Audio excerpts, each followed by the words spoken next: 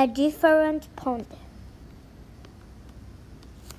That wakes me quietly so Mom can keep sleeping. It will be hours before the sun comes up. In the kitchen, the bare bulb is burning.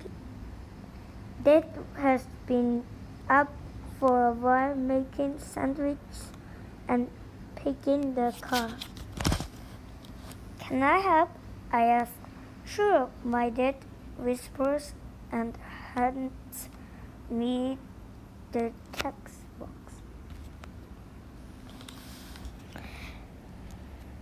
The street lights look bright and the roads aren't so busy before the sun comes up. Dad turns on the beater and tells me stories. A kid at my school said my dad's English sounds like a thick, dirty river. But to me, his English sounds like gentle rain. We stop at the bait store on Lake Street. It always seems to be open. You're here early today, the baitman says. I got a second job, my dad explained.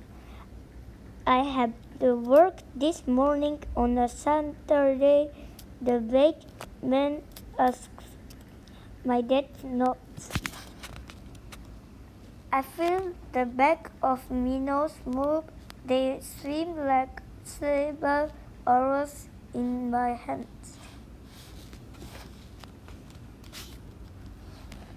It's still dark when we get to the pond. We park the car and climb over the divider between the road and the trees. My dad holds my hand and walks ahead through the tangle and step where I step, he says. I'm thinking about what Dad told the baitman. If you got another job, why do we still have to fish for food? I asked. Everything in America costs a lot of money, he explains. I feel calluses on his band when he squeezed mine. Sometimes a hammock man is at the pond. He speaks English like my dad and likes to tell funny jokes. Sometimes there is a black man there too. He shows me his colorful rug collection. This time it is just me and my dad. It is a little bit cold. I rub my hands together, yawn, and look up to see faint stars like freckles. As that sets up in a clear ring, I gather small twigs for a fire. They need to be dry and clean. I put some rocks in a circle and set up the twigs like a volcano. That reminds me. I set one end of each twig down, the other up, learning, then in so they rest against each other and hold each other up.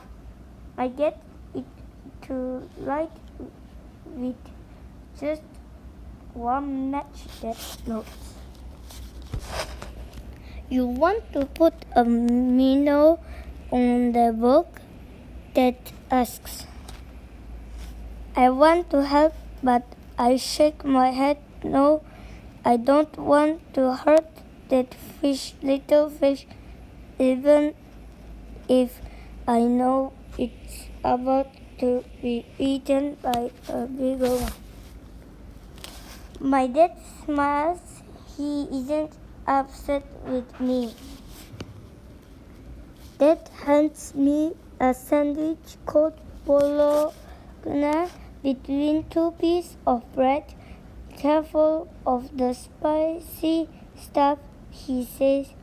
Let's have a peppercorn like a moon split in two suddenly into the meat. I use it to fish my pond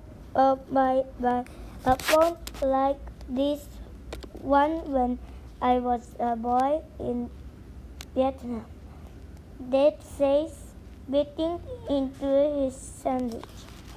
With your brothers? I ask. He nods, then looks away. Dad tells me about the world, but only sometimes he and his brother fought side by side. One day, his brother didn't come home. The bobber dips in the dark and Dad pulls the good one, he says, almost shouting. A cabby and soon another. Can I help? I ask. He nods and I use two hands to help guide the fish into the bucket. The fish feels slimy and raw at the same time. Dad laughs at the funny face I make. Dad smiles, his teeth broken and white in the dark because we have a few fish and he knows we will eat tonight. Time to go home. Dad must get ready for work. He washes his hand with a small nap of green and white soap. Then I do the same. I look at the trees as we walk back to the car. I wonder what the trees look like at the pond in the country my dad comes from.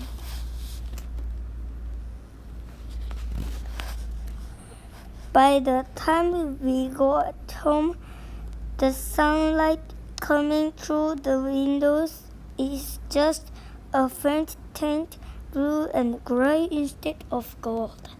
At home, Mom looks tired, but she smiles at the fish in the big white bucket.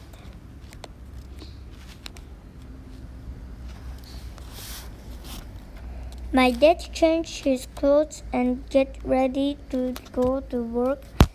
He pats me on the back and says to Mom, "Our boy did a good job with the fire today." "You learn so quickly," Mom says. Then she asks me to help with the fish before she has to go to work too.